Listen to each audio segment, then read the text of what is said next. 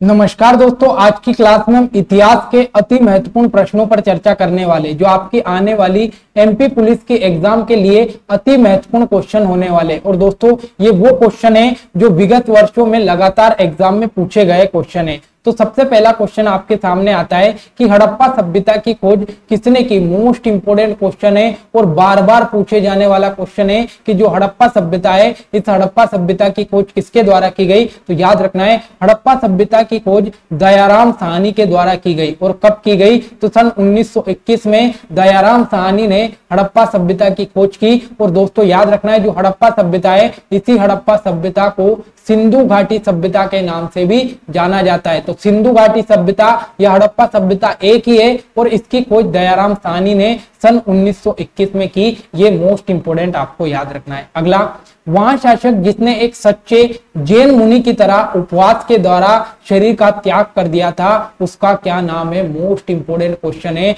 तो याद रखना है दोस्तों, जो चंद्रगुप्त मौर्य थे, ये चंद्रगुप्त मौर्य ऐसे शासक थे जिन्होंने क्या किया? तो जैन मुनि की तरह उपवास करके अपने शरीर के प्राण त्याग दिए थे। तो चंद्रगुप्त मौर्य ने ऐसा किया था। अगला, तराइन का प्रथम युद्ध 1191 में किसके मध्य लड़ा गया? मोस्ट इंपोर्टेंट क्वेश्चन है। सबसे इंपोर्टेंट बात तो ये याद रखना है कि तराइन का जो पहला युद्ध है ये कब लड़ा गया? तो सन 1191 ईस्वी में लड़ा गया। किस किस के मध्य ये लड़ा गया? तो ये मोहम्मद गोरी और पृथ्वीराज तृतीय के बीच में लड़ा गया। मोस्ट इंपोर्टेंट क्वेश्चन है, कई बार परीक्षा में रिपीट होने वाला क्वेश्चन है। अगला, बंगाल को मुगल साम्राज्य से पृथक कर स्वतंत्र किसके द्वारा किया गया? मोस्ट इंपोर्टेंट क्वेश्चन है दोस्तों। तो याद रखना है, जो मुर्शिद कुली खां था, इस मुर्शिद कुली खां ने क्या किया था? तो जो बंगाल है, इस बंगाल को मुगल से स्वतंत्र कर दिया था। बंगाल को मुगल से स्वतंत्र किसने किया था? तो मुर्शिद कुली खां के द्वारा किया गया था। अगला, विधवा पुनर्विवाह कानून कब बनाया गया? तो याद रखना है, जो विधवा पुनर्विवाह कानून है ये कब बनाया गया? तो सन 1856 में विधवा पुनर्विवाह कानून स्थापित किया गया। मोस्ट इंपोर्टेंट क्वेश्चन है आपके इतिहास और आपके एमपी के एग्जाम की दृष्टि से। अगला, अंग्रेजों ने फूट डालो और शासन करो की नीति कब अपनाई? मोस्ट इंपोर्टेंट क्वेश्चन है कि अंग्रेजों ने फूट डालो और शासन करो की नीति कब अपनाई? तो याद रखना है, अंग्रेजों ने सन 1858 के बाद में फूट डालो और शासन करो की नीति अपनाना शुरू कर दिया था। आपको पता है कि सन 1600 में अंग्रेज आए थे और इन्होंने ईस्ट इंडिया कंपनी की स्थापना कर ली थी, भारत के साथ व्यापार शुरू कर दिया था। और जब इन्होंने भारत के राजाओं को देखा कि ये आपस में लड़ सकते हैं, तो 1858 में आके इन्होंने फूट डालो और शासन करो की नीति अपना दी थी। अगला, इंग्लैंड में ग्रे युद्ध कितने वर्षों तक चला? इंपोर्टेंट क्वेश्चन है। तो याद रखना है, जो इंग्लैंड में ग्रे युद्ध चला ये टोटल 7 वर्षों तक चला। 7 वर्षों तक चला।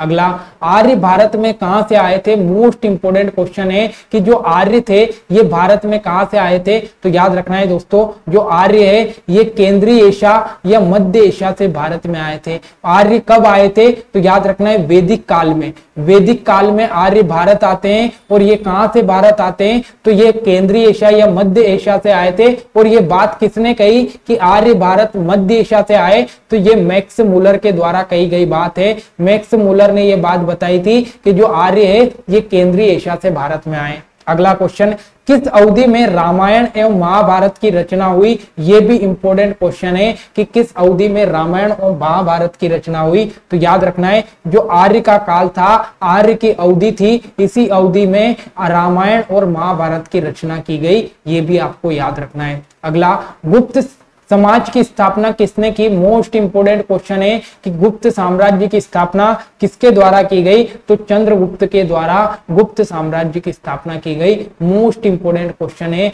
अगर आपसे पूछे कि गुप्त साम्राज्य की स्थापना किसने की, तो चंद्रगुप्त ने की। आपको मोस्ट इंपोर्टेंट याद रखना है।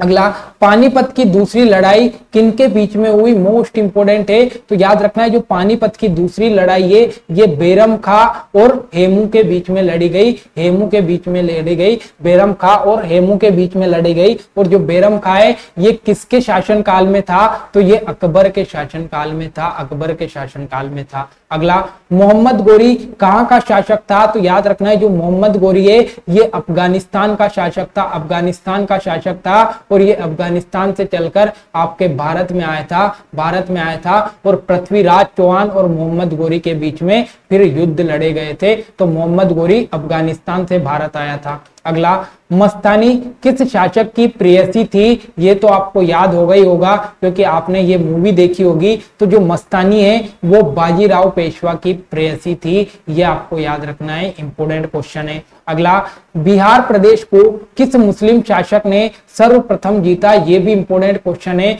तो याद रखना है जो बिहार है ये खिलजी वंश के द्वारा सर्वप्रथम जीता गया था बिहार, मोस्ट इंपोर्टेंट। अगला, मुगल काल में सर्वप्रथम किस शहर में अंग्रेजों ने अपने कारखाने स्थापित किए? मोस्ट इंपोर्टेंट क्वेश्चन है दोस्तों, तो याद रखना है जो अंग्रेज है इन्होंने सबसे पहले जो अपने कारखाने स्थापित किए ये कहां पर किए? सूरत में किए थे। और उस समय काल कौन सा चल रहा था? तो मुगलों का शासन चल रहा था उस समय। इससे पहले भी इन्होंने मसूलीपट्टनम में अपना एक कारखाना स्थापित किया गया था लेकिन उसे बंद कर दिया था और फिर मुगल में सूरत में इन्होंने कारखाना स्थापित किया गया था।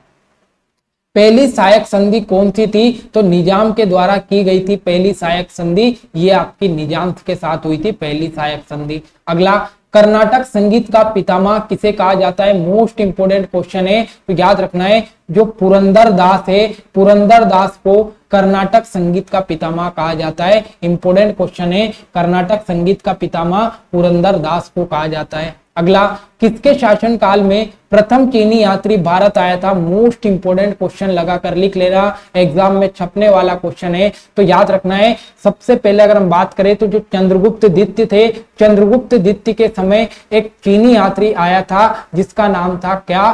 फाहियान। तो चीनी यात्री फाहियान किसके शासन काल में आया था? तो ये चंद्रगुप्त के शासन काल में सबसे पहले आया था। लेकिन अगर आपसे पूछे कि जो हेनसोंग है, हेनसोंग किसके शासन काल में आया था? तो याद रखना है दोस्तों जो हेनसोंग है ये भी चीन से आया था और ये किसके शासन काल में आया था? तो याद रखना है जो हेनसोंग है ये हर्षवर्धन के शासन काल में आया था, हर्षवर्धन के शासन काल में हेनसोंग भारत आया था। अगला, निम्नलिखित मुगल शासकों में से किसे प्रिंस ऑफ बिलर्ड के नाम से जाना जाता है? तो याद रखना है प्रिंस ऑफ बिलियर्ड के नाम से किसे जाना जाता है? तो जो शाहजहां है इस शाहजहां को प्रिंस ऑफ बिलियर्ड के नाम से जाना जाता था और शाहजहां एक मुगल राजा था। तो ये भी आपको याद रखना है किस शासन से संबंधित था? मुगल से, और इसे प्रिंस ऑफ बिलियर्ड कहा जाता है। अगला, सिख समुदाय के अंतिम गुरु कौन थे? तो याद रखना है जो सिख समुदाय थे इनके अंतिम गुरु गोविंद दास सिंह थे,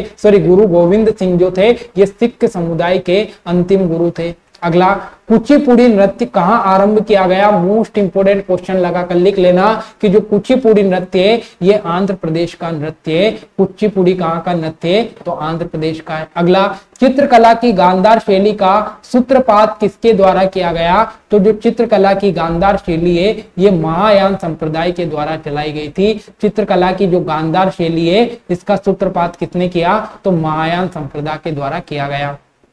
अगला, ताजमहल की डिजाइन किसने तैयार की? तो ताजमहल की डिजाइन तैयार करने वाले वास्तुकार का नाम क्या है? तो उस्ताद ईसा के द्वारा जो ताजमहल है इस ताजमहल की डिजाइन को तैयार किया गया था।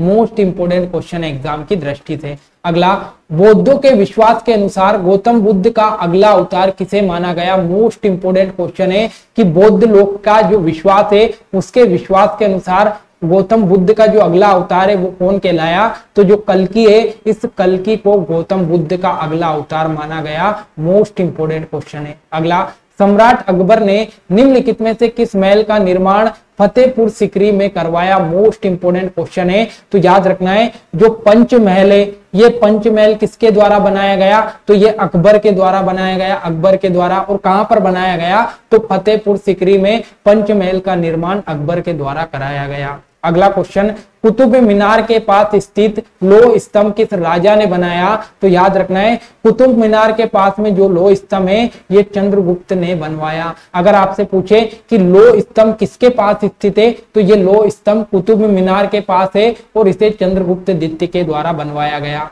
अगला, स्वामी दयानंद सरस्वती ने किस समाज की स्थापना की? छाप के रख लेना 5 स्टार। हिस्ट्री का इंपोर्टेंट क्वेश्चन है कि दयानंद सरस्वती के द्वारा किस समाज की स्थापना की गई? तो दयानंद सरस्वती के द्वारा आर्य समाज की स्थापना की गई, दयानंद सरस्वती के द्वारा। अगला, निम्नलिखित में से किसे इबादत खाना बनाया गया? तो इबादत खाने की स्थापना किसने की? तो ये अकबर के द्वारा बनाया गया था इबादत खाना। मोस्ट इंपोर्टेंट क्वेश्चन है, इबादत खाने का निर्माण किसने करवाया? तो अकबर ने करवाया। अगला, भारत की प्रथम महिला शासिका कौन थी? तो याद रखना है जो रजिया बेगम थी, ये रजिया बेगम भारत की पहली महिला शासिका बनाई गई थी। और किसकी बेटी थी? तो इल्तुतमिश की बेटी कौन थी? तो इल्तुतमिश की बेटी थी रजिया बेगम, और ये भारत की प्रथम महिला शासिका बनी थी।